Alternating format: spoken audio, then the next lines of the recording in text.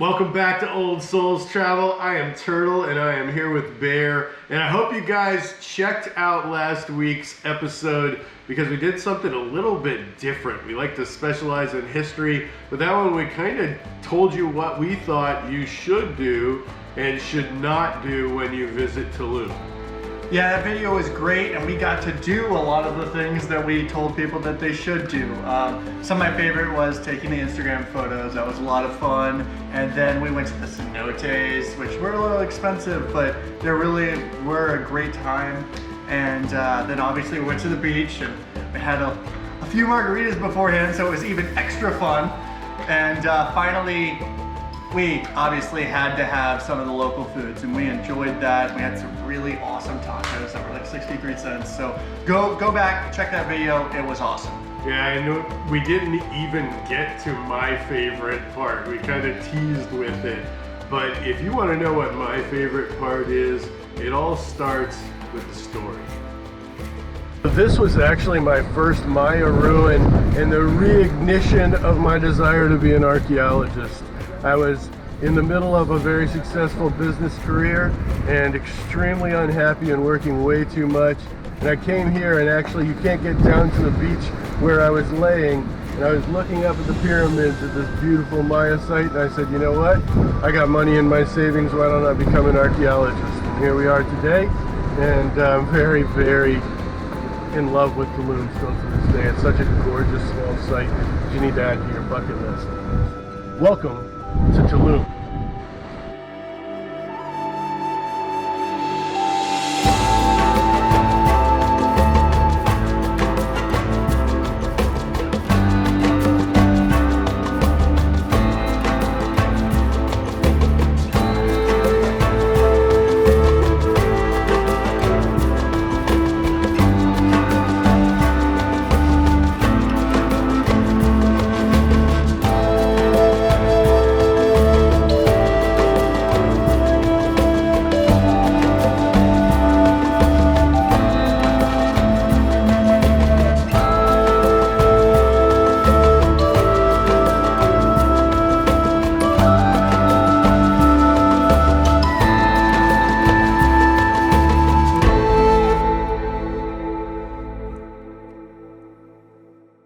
In keeping with our to-do things, and this being my number one to-do, the number one to-do at my favorite to-do is to get there early and make sure that you are there like right when it opens. Try to be the very first person if you can. Luckily, we did get there pretty early, so we went and parked, paid our fee. It was only like $4, which was awesome.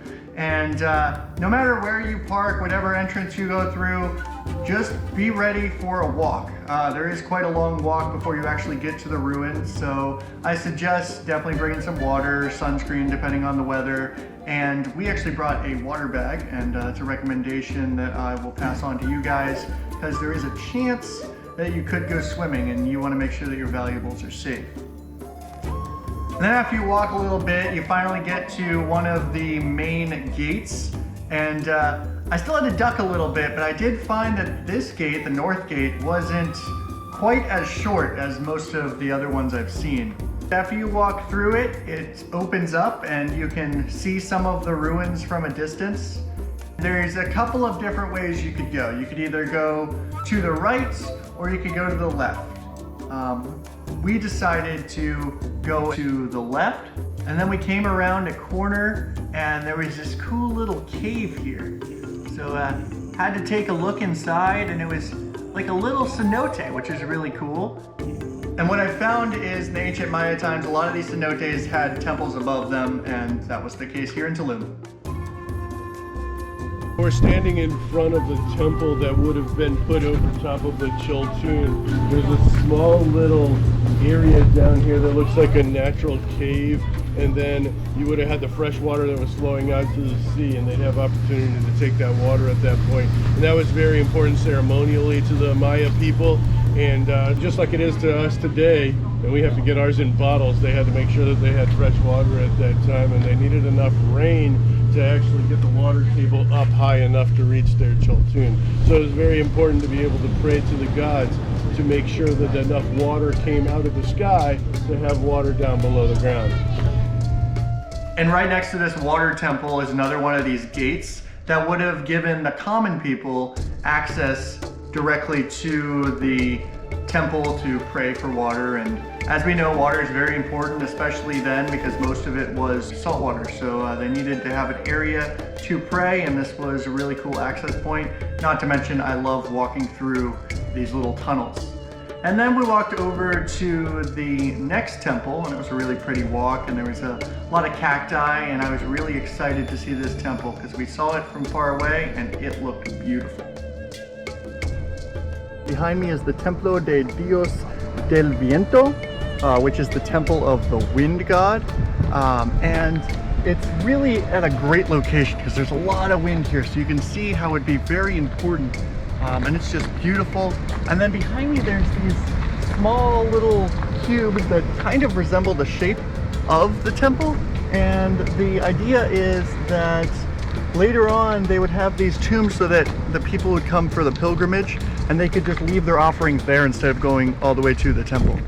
It's just really cool to see, and I really love this site so far. And after getting your wind-blown hairdo all done, you walk down and you see what is probably one of the most beautiful and quintessential views of the temples. When you're done, you just keep on walking, and as you walk back up into the main site here, you are surrounded by buildings and temples in probably the most amazing part of the site. Hey, did you know this is where the king lived? It's really big, honestly. I mean, even compared to the temples, like, he was living a nice life. And after you look at the palace for a little while, you look over to your left and you see two of the most iconic buildings. The first one you see over to your left is called the Temple of the Descending God, or the Diving God.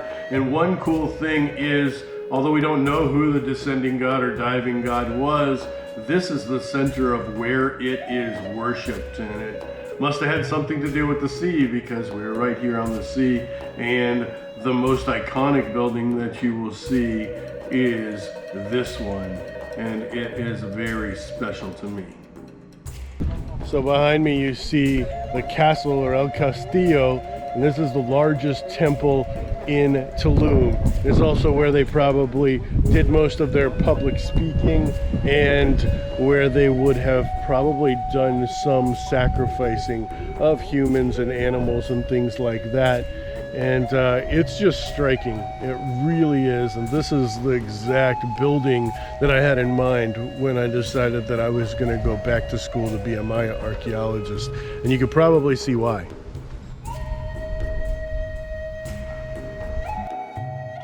That angle of the Castillo was beautiful, but I really wanted to walk up and get closer to it and see the multiple angles, because you can actually see like all three corners of it. And it was just breathtaking. It was even more beautiful than I expected it to be, even more beautiful than the pictures made it look like. And the fact that it was right on the ocean was just amazing. That whole pan of that area was something out of a painting, and I feel so blessed to have actually been there and seen it first person. This staircase right here is the way down to the beach, when you're allowed down to the beach. And it's absolutely gorgeous down there, especially when there's less sargassum. They're saying that they've got it closed right now because it's turtle hatching season. It's a little rough today, maybe that has something to do with it, but they're blaming the turtles, and I'm not really buying it. From here, the trail leads down the coast to Structure 54, and the first time I went there were iguanas everywhere, but this time there was only iguanas at Structure 54. So I decided that since nobody else wants to claim what this is, but this is the Temple of the Iguana, and so we spent a little time walking around the Temple of the Iguana, which you can get really close to, and we decided we were gonna set off and just see what this little backwoods trail was, and there was a nice wall there. And as you walked along the wall, you saw this really cool wooded path, and you got some shade, which is kind of rare. You don't get a lot of shade around this site. But one of my favorite things was to see the old gate, and I believe it was kind of what the gates looked like before they reconstructed it. And it's really cool to see archaeology before its reconstruction, and this was a really great view of it. And then we kind of realized we were going the wrong way, so we had to turn around. Plus, we definitely wanted to walk along that coast again because the views were just amazing. And I loved walking with my love. It was kind of romantic, and the views were beautiful. I absolutely loved this view of the Castillo, and we decided we definitely needed to take some selfies because we didn't get to go to the selfie spot before we headed to the fortress, Iguana Fortress? What'd you call it? Iguana Fortress. Okay, yes. Nice. That was really nice, and got a couple of selfies, got some sweet pans. And then, of course, we had to keep on going because there's still some more temples to see. When you come down and you head back into this little area, you definitely don't want to miss this next one. They call it the Temple of the Frescoes, but it's because of the frescoes of the goddess of the moon, and so it had another name even 12 years ago when I went there the first time. The temple behind me is the Temple of the Goddess of the Moon. And this is a really beautiful little temple. There's actually paintings all inside of it, but you of course don't have access to that. There is a lot of detail here on the face of the Maya warrior here. And there is a stelae in the front that supposedly would have commemorated some date, but it's very worn out. It started to get crowded, and a couple of cruise ships had shown up and group tours and things like that. But make sure that you do get to see everything, even if you're shooting for YouTube, or maybe particularly if you're shooting for YouTube. The stelae was cool. It wasn't very well preserved, but you could see a really nice piece of art up on the Temple of the Moon near the door, and inside's supposed to be absolutely ridiculously nice. So you have to look at pictures and articles and things like that to see it. Unfortunately, there's ropes everywhere. You are not getting the access that you got in Ekbalam. And if you haven't seen that, go check out our Ekbalam one. But you do see some really cool stuff here. Our number one don't, however, is don't come there at like 10 or 11 o'clock. If you can help it. If you're on a cruise, sometimes that's just what it is, but if at all possible, yeah, don't wait because it's really not enjoyable. If you love travel and historical content and some yummy food, follow, subscribe below. Find yourself on the journey.